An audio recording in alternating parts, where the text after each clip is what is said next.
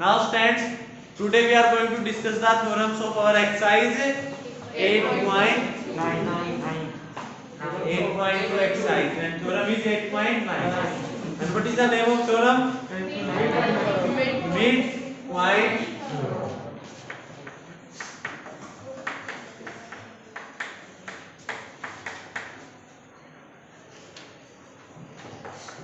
Now what is the statement of midpoint theorem? इसकी statement को हम डिस्कस कर लेते हैं कि ये थ्योरम हमें क्या कहती है, क्या इसका रिजल्ट रहेगा। Suppose we are having a triangle. Triangle आप कैसे भी ले सकते हो, there is no foundation. Either it is equilateral, scalar. On all type of triangles it can hold.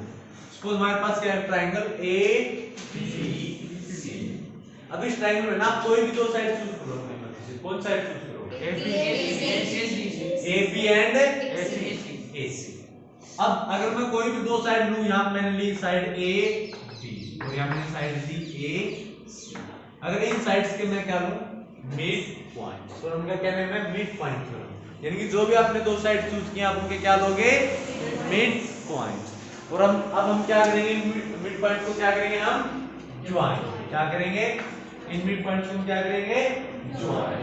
तो कोई ना कोई लाइन सेगमेंट आएगी, क्योंकि जब भी दो पॉइंट्स को ज्वाइन करेंगे हमारे पास क्या ऑब्टेन होगी, लाइन सेगमेंट। अब इस लाइन सेगमेंट का रिलेशन कौन सी साइड से होगा, थर्ड साइड से। कौन सी साइड से होगा, दो साइड तो मिड पॉइंट ले लिए, अब जो साइड बच गई ना उससे इस लाइन सेगमेंट का रिलेशन आएगा। क्या रिलेशन आएगा, parallel. That means PQ is parallel to BC। यहां तक किसी बच्चों को कोई डाउट है? देन आफ्टर अब इसका जो मेजर होगा ना PQ का, वो क्या हो जाएगा, हाफ ऑफ BC। यानी कि जो PQ आपकी साइड है इसका मेजर किसका हाफ हो जाएगा, जो थर्ड साइड है उसका हाफ। यानी कि अगर ये आपकी थर्ड साइड 10 सेंटीमीटर रहती है, PQ कितना रहेगा आपका, 5 सेंटीमीटर। Any doubt? और अगर यहां पर मैं मिड पॉइंट ले लूं BC का R और अगर मैं ज्वाइन करूं PR, अब मुझे बताओ जो ये PR है ये किसके पैरेलल है, now PR is parallel to AC और ये PR किसका हाफ हो जाएगा, half of AC। Any doubt? और यहाँ पर अगर मैं लेता QR, ये किसके इक्वल होता, किसके पैरेलल होता, QR is parallel to AP और QR का मेजर किसका हाफ होता, I think the result of midpoint theorem is clear to all this time. Yes, sir. कि midpoint theorem ये कहती है कि suppose we are having a triangle and we will take the midpoint of two sides. Triangle के अंदर हम कोई भी दो साइड लेंगे, उनके क्या ले लेंगे, मिड पॉइंट। उनको ज्वाइन करेंगे तो आपके पास क्या आएगी, line segment. Now that line segment is related to third side, it is parallel to third side and the measure of that line segment is half of third side. Is it clear to this trend? अब ये तो था इस mid point theorem का आपका result. अब हम ये प्रूव करेंगे कि हमारा ये होल्ड क्यों होता है। So now we are going to do the proof of midpoint theorem. So what is the statement? For this statement, read out the statement. The line segment joining the midpoint. So statement हम write down कर लेते हैं.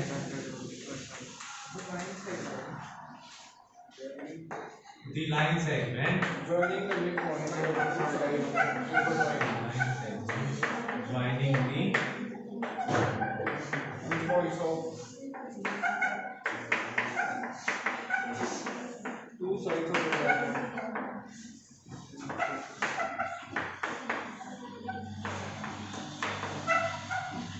Two sides of a Triangle triangle is parallel to the third side. two sides of a triangle is Parallel to the third side.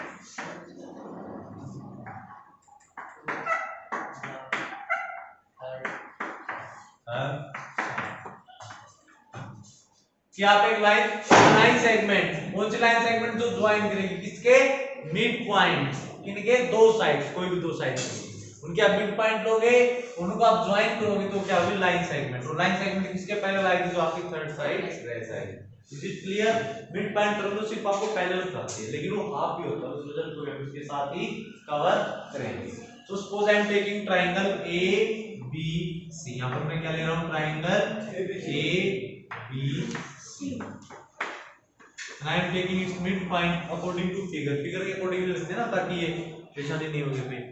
I am taking the midpoint E and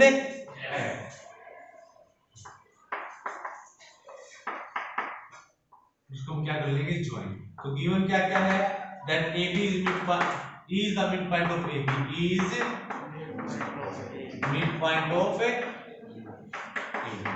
अब E अगर AB का mid point है, that means AE और B आपस में क्या होंगे, equal. Then after AC F is midpoint of F is midpoint of AC, that means AF is equal to C। यहाँ तो कोई डाउट कि मैं गिवन है कि हमारे दो साइड्स के क्या है, mid point, that is E and F। Now what we have to prove क्या करना है हमें, थर्ड साइड भी पैरेलल होगी। थर्ड साइड के पैरेलल क्या होगा, EF। We have to prove हमें क्या प्रूव करना है, that EF is parallel to BC। ये तो क्या स्टेटमेंट, इस थ्योरम की स्टेटमेंट का रिजल्ट। देन आफ्टर हम ये भी प्रूव करेंगे कि जो EF जो है ना वो हाफ होगा इसका थर्ड साइड ये की BC।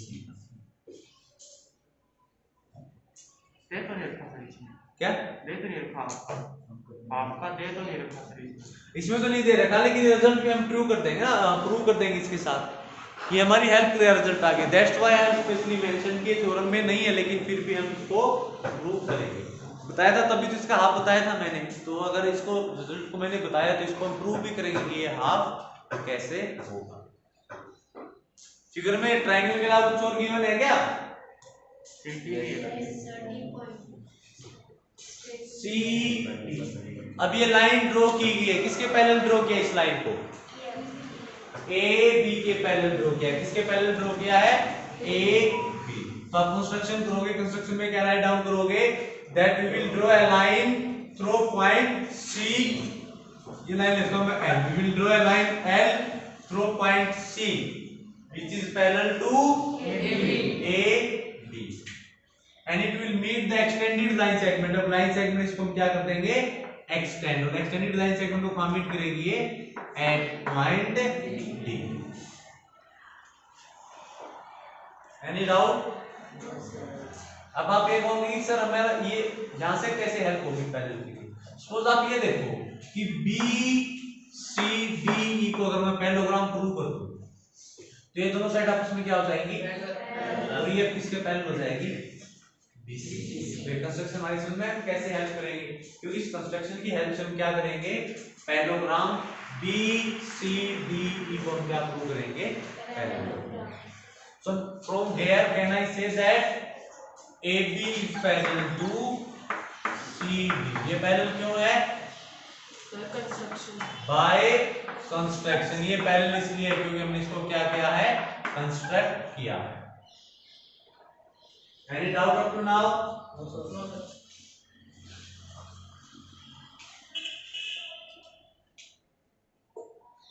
Then after, this is our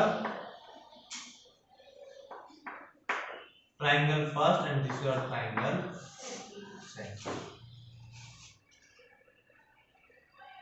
क्या यहाँ से एंगल 1 और एंगल 2 इक्वल हो जाएंगे, yes sir, Why? Alternate interior angle.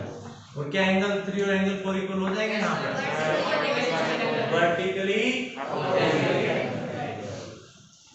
And then after क्या AF और CF इक्वल है इन दोनों ट्रायंगल में, क्योंकि हमें F का गिवन है मिड पॉइंट। तो क्या ये दोनों ट्रायंगल कोंग्रुएंट हो जाएंगी, by which rule, by angle side congruence rule. So we can say that in triangle AEF, in triangle AEF and triangle AEF and triangle CDF, कौन सी triangle है, CDF। And I say that angle 1 is equal to angle 2, alternate interior angle, और angle 3 is equal to angle 4, vertically opposite angle, and then after AF is equal to CF by given। So we can say that triangle AEF, जो triangle AEF है किसके कोंग्रुएंट हो जाएगी, to the triangle CDF by angle angle side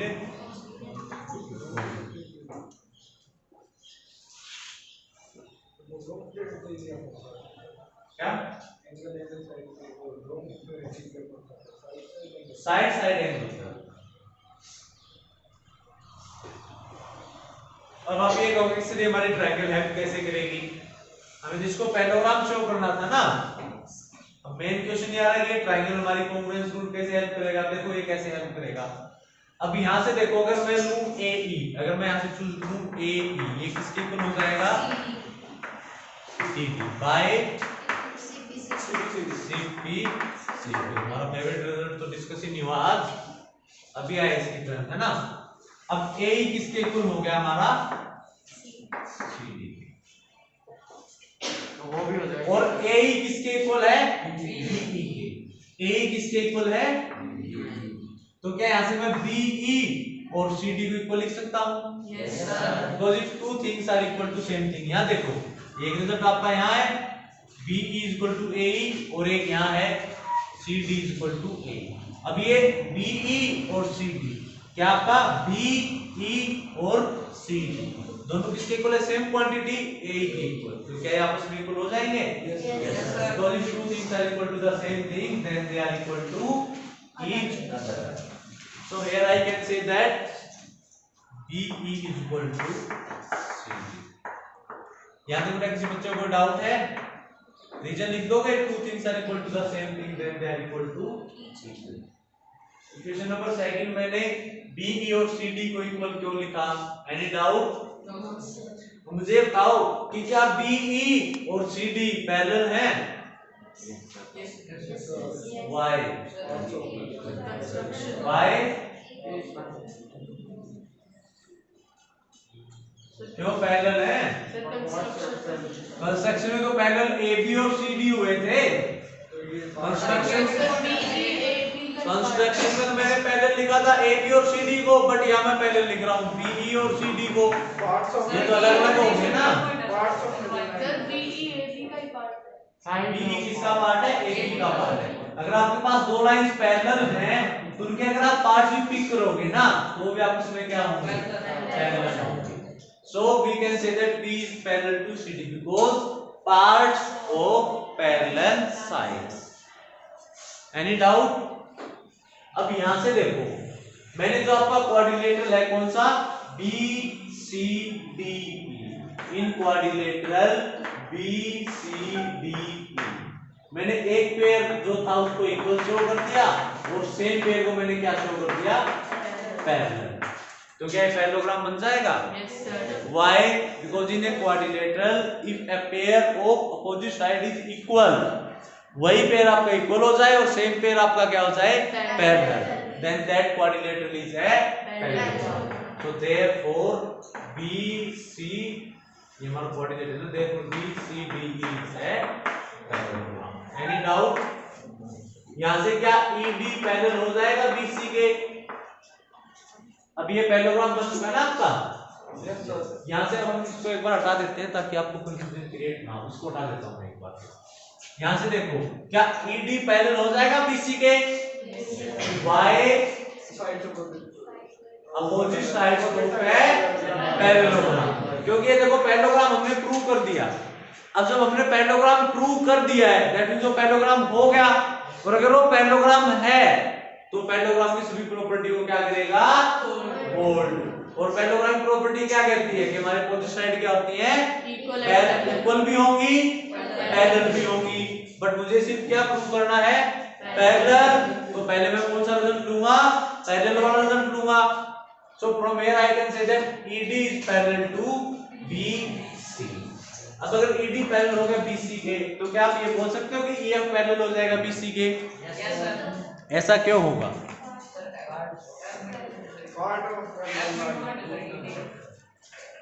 क्यों होगा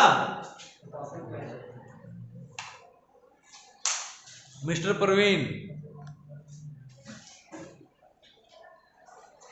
क्या मैं यहां से लिख सकता हूं कि EF जो है वो पैरेलल हो जाएगा BC के?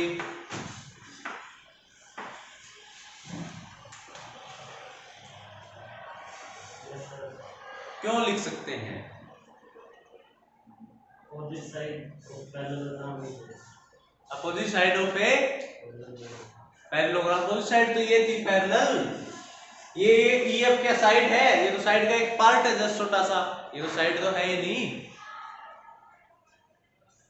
तन्नू।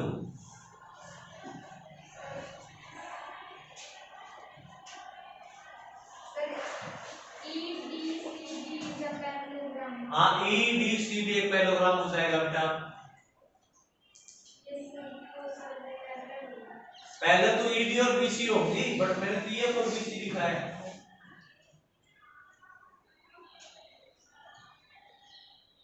ये है हमारी क्लास के महान बच्चे, इनको सभी चीजें आगे रिटर्न में दे रखी है, then after they are not playing a game. अगर ध्यान नहीं दोगे ना तो यही सिचुएशन रहेगी। चलो मोहित से पूछते हैं। सर ईडी और सर बीसी पैरेलल है तो सर इनकी पार्ट भी आपस में पैरेलल हो जाएगी। अब ईडी और बीसी क्या है हमारे पैरेलल। अब कोई साइड अगर पैरेलल है उनके पार्ट्स आप देखो, ईएफ किसका पार्ट है, ईडी का जो पार्ट है। अब अगर ये देखो दो साइड पैरेलल है उनके पार्ट्स तो वो भी क्या होंगे parallel. Is it clear to this friends? So we can say that parts of parallel side. तो ये रिजल्ट आपका होल्ड हो जाएगा that EF is parallel to BC। Very good Mohit, sit down both of you. बेटा यहां ध्यान होना चाहिए बिल्कुल अच्छे से, सिंपल सी बात नहीं बता पा रहे हो, that means you are not attentive. और ये हमने डिस्कस भी किया था पहले इसमें, B और CD जब पैरेलल बोला था मैंने।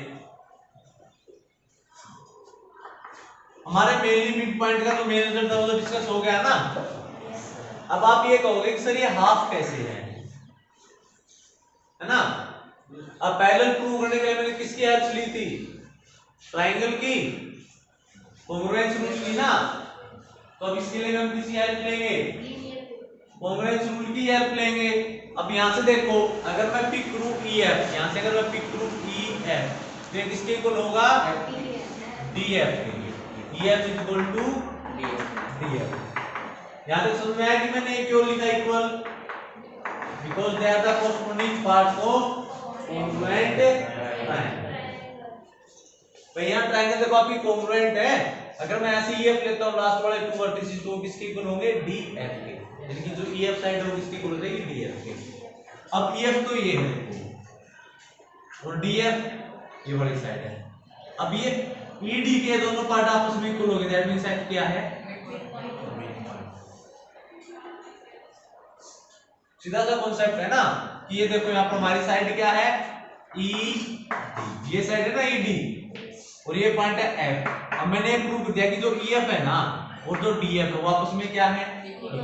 अब ये दोनों पार्ट इक्वल कब हो सकते हैं, जब हमारा F क्या हो मिड पॉइंट। तो यहाँ से मैं क्या लिख सकता हूँ, EF is half of ED।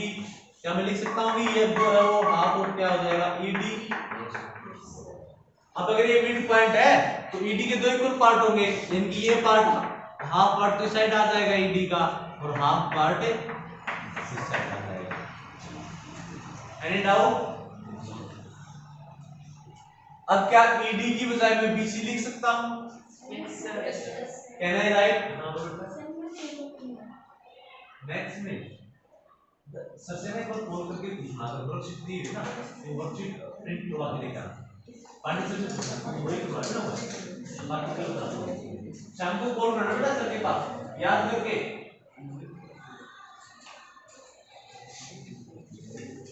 तो EF को मैं हाफ ऑफ ED लिख सकता हूं। अब क्या मैं ED की बजाय BC राइट डाउन कर सकता हूं? Yes sir. जतिन बताएगा why I will write down BC in the place of ED। तो BC की ED की जगह BC क्यों राइट डाउन करते हैं सर BC और ED सर इक्वल और पैरेलल लाइन इक्वल क्यों है सर, पैरेललोग्राम गिवन। हाँ इवन तो नहीं है, हमने इसको क्या किया है प्रूव किया है। हमने BCD को क्या प्रूव कर दिया पैरेललोग्राम। अब अगर ये पैरेललोग्राम है इसके अपोजिट साइड क्या होंगी इक्वल और पैरेलल, बट हमें इक्वल वाला रिजल्ट नहीं अभी। तो इक्वल के लिए हम क्या करेंगे, अगर ED देखेंगे ध्यान से देखो ED के अपोजिट क्या है BC, that means ED is equal to BC। Means जहां पर आपका ED है सीधा उल्टा, वेरी गुड, जहां पर ED है वहां पर हम क्या लिख सकते हैं BC। So EF is half of BC। So this theorem is clear to all the student? Yes. और यही हमारी क्या थे मिड पॉइंट थ्योरम। अब अगर इसके प्रूफ में कोई भी डाउट है किसी बच्चों को यहीं पर देन यू कैन आस्क। और ये इसका प्रूफ है ना, पे नोटबुक में करना है। सर इस समय दे तो नहीं रखा सर, ये क्या ये सीटी जो कर सकती है सर आपने, हाँ ये सर कब करनी है, ये पता कैसे चलेगा सर? बेटा ये आपको पता लगेगा कि हमें हेल्प कर कहाँ हो रही है, क्योंकि मुझे पता था कि अगर मैं पैरेललोग्राम कर दूँ ये प्रूफ तो ये हमारा पैरेलल हो जाएगा। अब उसके लिए मैंने क्या कि एक साइड को ऑलरेडी पैरेलल कंस्ट्रक्ट कर दिया। कंस्ट्रक्शन तो हम कर सकते हैं हमारी मर्जी से, सर कर तो सकते लेकिन कब करना है ये पता कैसे चलेगा? तो ये तो हमारे एक दो पेट क्वेश्चन होते हैं। जैसे ज्योमेट्री में हमारा रिजल्ट रहेगा जो आप करते हो ना अलजेब्रा, वहाँ पर ऐसा कुछ नहीं रहता, हम वहाँ कैलकुलेशन करते हैं सिंपली, या फिर हमारी अलजेब्रिक एक्सप्रेशन आती है जो आपने पॉलिनोमियल किया था। बट ज्योमेट्री के अंदर कई पेट क्वेश्चन होते हैं, तो वहाँ पर हमें ये स्टेप्स थोड़ा सा ध्यान रखना पड़ेगा, इसके स्टेप ध्यान रखना पड़ेगा, बाकी तो हो जाएगा। क्योंकि स्टेप के अंदर मैं आपको कोई लॉजिक बता नहीं सकता, मेनली यही लॉजिक था कि हम पैरेललोग्राम प्रूफ है तो पैरेलल हो सकता है, तो उसके लिए मैंने दो साइड पैरेलल, एक पेयर को पैरेलल कंसिडर कर दिया और एक को मैंने पैरेलल प्रूफ कर दिया, इसलिए मैंने किया। ये आप इस रिजल्ट को थोड़ा सा ये रख सकते हो कि आपको लर्न करना पड़ेगा। इसके अलावा बेटा और कोई डाउट है क्या?